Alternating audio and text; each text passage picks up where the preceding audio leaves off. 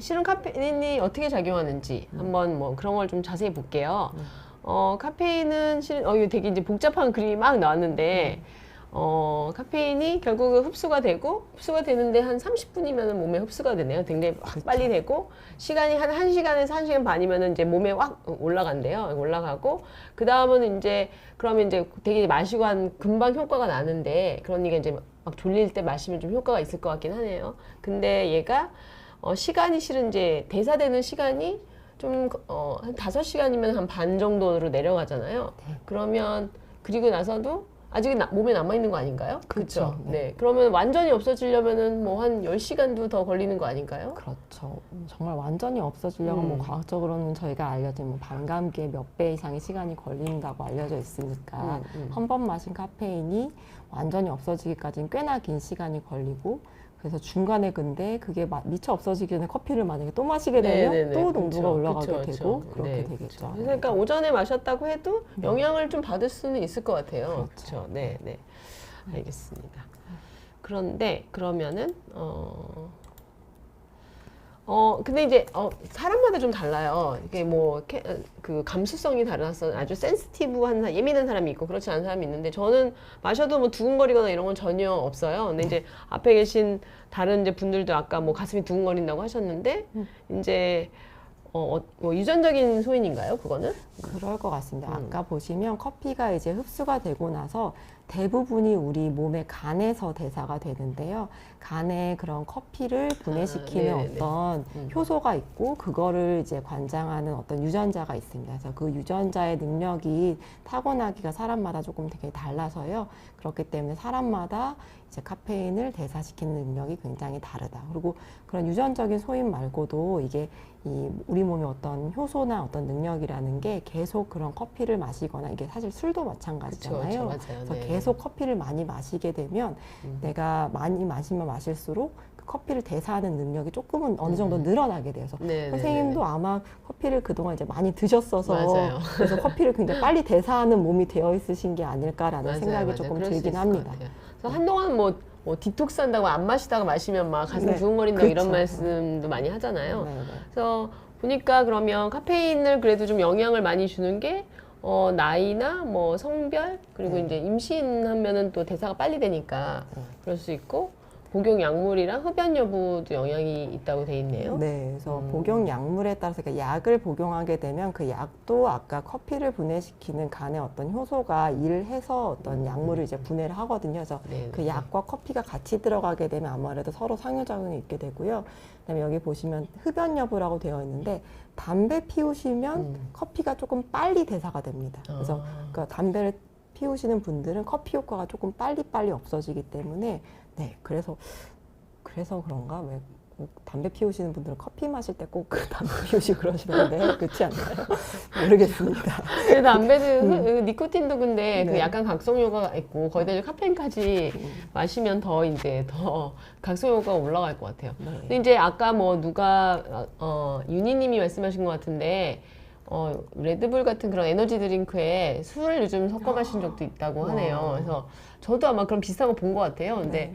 카페인 드링크랑 술이랑 섞어서 마시면 몸에는 어떤 작용이 생기냐고 물어보셨는데 안 좋다는 걸 이미 알고 계신 것 같은데요. 그러니까 두 개가 완전히 약간 반대된 효과잖아요. 카페인은 각성이고 술은 약간 이제 그 좀 흥분을 가라앉히고 조금 이렇게 이완을 시키지만 좀 더 이렇게 뇌를 좀 이렇게 다운시키는 역할이니까 두 가지가 뭐 약간 몸이 이상해질 것 같아요. 저렇게 마시면. 네.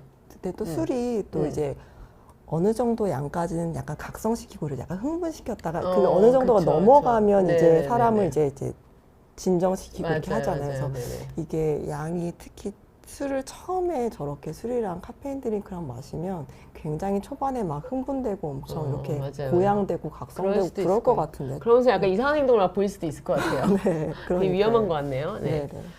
알겠습니다. 그래서 병아리님은 술은 못 마시는데 커피는 괜찮은 경우도 있나요? 근데 두 가지는 다른 거여서 네 전혀 다른 물질이어서 뭐 상관없으실 것 같고요. 네 알겠습니다. 그리고 안나 JJ님은 약이나 주사 같은 것도 몸무게에 따라 몸무게가 적게 나간 사람은 양이 적어야 하는지 궁금합니다. 네, 보통은 이제 성인은 이제 소화는 아주 정말 중요하고요, 몸무게가. 성인은 조금 다를 수도 있는데, 그래도 약에 따라서는 몸무게로 저희가 계산을 하거든요. 항생제도 그렇고. 그래서 당연히 몸무게가 적게 나가면 양이 적어야 되는 거고, 더 많이 먹었을 때는 더 효과가 더 크게 날 수도 있는 거죠. 네, 근데 커피는 약간 마르신 분이 대사가 오히려 좀 빠르다는 얘기는 좀 있어요. 그거는 뭐 이제 몸에 이제 약간 지방이 많고 체중이 오히려 많이 나가면 이제 좀 더 분포가 좀 더 길게 돼서 조금 더 몸에 대사된 남아있다가, 오래 네네, 남아 그러실 수도 있다 그럴 있구나. 수 네네. 있어서 오히려 네네네. 커피는 좀 마르신 분들이 효과가 오히려 좀 빨리빨리 없어진다는 그런 얘기도 네네네네. 있습니다. 그럴 수도 있겠군요. 네. 네. 그러면 카페인이 신체에 저희가 수면에 미치는 영향을 보긴 할 건데 신체에 미치는 영향을 한번 볼게요. 일단 뭐 그냥 저희가 생각했을 때는 가슴이 두근거리고 뭐 약간 뭐 손도 떨리고 이러니까 교감신경 작용을 항진시키잖아요. 네, 그거 외에 또 다른 뭐 좀 안 좋은 게 있나요? 저는 커피 러버로서 저도 커피 러버긴 한데 사실 네. 선생님도 위염이나 위식도형의 증상을 너무 많이 마시면 좀 느끼시지 않나요? 네. 아주 가끔 네, 있습니다. 그렇죠. 그래서 네. 그런 것들도 조금 영향이 있을 수 있고 약간 미식도 그렇죠. 위염과 네네네. 위식도형의 네네네. 악화가 있을 수 있고요. 그다음에 이제 칼슘이나 철분 이런 것들의 흡수를 방해해서 골다공증의 위험도도 조금 올라가는 것으로 알려져 있습니다. 그리고 그렇군요. 네, 네. 이제 약간 뭐 어느 정도 그러니까 각성이 되면서 어느 정도 두근거리는 느낌 정도까지는 괜찮은데 기저에 부정맥이 있으시거나 그런 분들이 카페인을 좀 급하게 과도하게 이렇게 드시게 되면 그런 증상들이 좀 악화될 수 있어서 좀 주의는 필요할 것 같습니다. 근데 네네. 확실히 근데 커피가 카페인이 그래도 좋은 영향을 주는 것들도 알려진 게 꽤 있어서요. 뭐 당뇨도 위험이 어느 정도 저하된다고 알려져 있고, 그다음에 뭐 신경계에서도 파킨슨병이나 알츠하이머 치매 위험을 조금 그래도 저하시킨다는 그러니까 신선한 커피를 어느 정도 잘 마셨을 때에는 저런 데에도 약간은 도움이 된다는 얘기들도 있어서 우리가 이제 카페인 커피를 조금 현명하게 마실 수 있으면 좋을 것 그렇군요. 같습니다. 네. 네, 그리고 뭐 실은 이제 뒤에서도 말씀드릴 건데 네. 저희가 일단은 졸릴 때 각성 효과를 일단 줘서 그렇죠. 일단 뭐 저희 일을 하거나 뭐 공부를 하는데 집중을 시켜주는 데 도움이 되긴 하죠. 금단 현상 같은 게 있어요. 근데 커피도? 그렇죠. 커피도 약간 그러니까 일반적인 우리가 흔히 알고 있는 어떤 중독되는 물질의 금단 현상하고는 약간은 다를 수 있는데 우리가 커피를 마시게 되면 그 커피를 마셨을 때 이제 몸이 깨고 이제 집중이 잘 되고 그런 느낌들을 저희가 잘 알잖아요.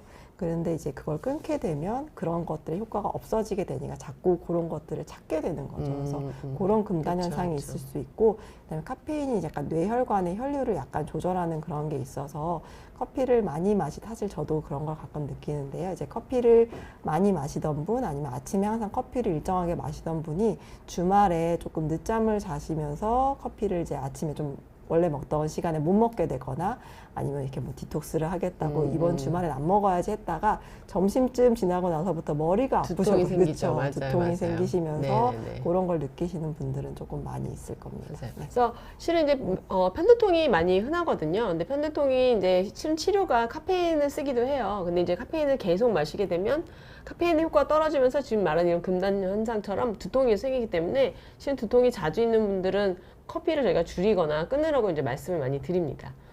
네, 네. 방탄 커피는 어떻게 생각하시는지 궁금하다고 하셨는데. 아, 방탄 커피가 그거죠. 이게 약간 커피에 뭐지? 그 저탄, 그죠. 이제 버터 같은 것도 넣고요. 그래가지고 이제 굉장히 고열량의 커피를 마시는 거죠. 그러니까 왜 저탄고지 식단이라고 해가지고 그거를 위해서 커피에 무슨 되게 좋은 버터 넣고 무슨 오일 넣고 해가지고 아침 식사 대용으로 저거를 드신다는 분들이 있기는 있더라고요. 근데 글쎄요, 방탄 커피의 네. 효과를 좀 흡수를 좀 방해할 수 있을 것 같아요. 오히려 그쵸. 네네네. 약간 여러 가지 지방물질하고 네네네. 같이 네네. 드시게 되면 네, 그럴 수도 있겠네요. 그리고 커피의 맛을 흐릴 것 같아요. 그리고 저는. 네, 그럴 수도 있을 것 같습니다. 네, 네.